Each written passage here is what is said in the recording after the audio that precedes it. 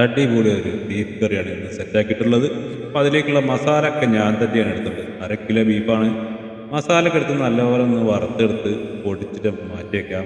അതിനുശേഷം നമുക്ക് വെളുത്തുള്ളി ഇഞ്ചി പേസ്റ്റ്, അതിലേക്ക് ഒരു ചെറിയ തക്കാളി ഇട്ട് നല്ലോണം അരച്ച് വെച്ചിട്ടുണ്ട്. അതിനുശേഷം നമ്മളെടുത്തത് 1/2 കിലോ ബീഫ് കഴുകി വൃത്തിയാക്കി എടുത്താണ്.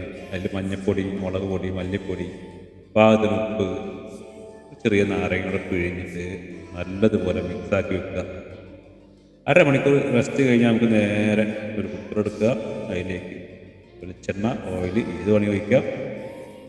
ഒഴിച്ച ശേഷം നമുക്ക് അതിലേക്ക് കുറച്ച് ഉലുവ പൊട്ടിച്ചിട്ടുണ്ട്.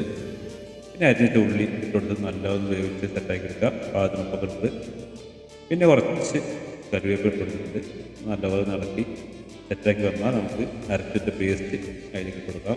ആ പച്ചമുളക് ഒന്ന് മാറി കിട്ടിയാൽ നമുക്ക് നേരെ ബീഫ് ഇട്ട് കൊടുത്ത് ഒന്ന് ഇളക്കി പാകത്തിനുള്ള വെള്ളം ഒഴിച്ച് ഉപ്പൊക്കെ നോക്കണം കേട്ടോ. വെള്ളം ഒഴിച്ച് നമുക്ക് നേരെ അടച്ചു വെക്കാം. 5 വിസിലാണ് കേട്ടോ ഞാൻ ഉപയോഗിച്ചത്. അപ്പോൾ നമുക്ക് 5 വിസിൽ കഴിഞ്ഞിട്ടുണ്ട്. നമുക്കൊന്ന് തുറന്ന് നോക്കാം. സംഗതി റെഡി ആയിട്ടുണ്ട്. ഞാൻ നേരത്തെ നമ്മൾ പൊടിച്ച് വെച്ച മസാല കൊടുക്കുക. സൂപ്പറായി കേട്ടോ.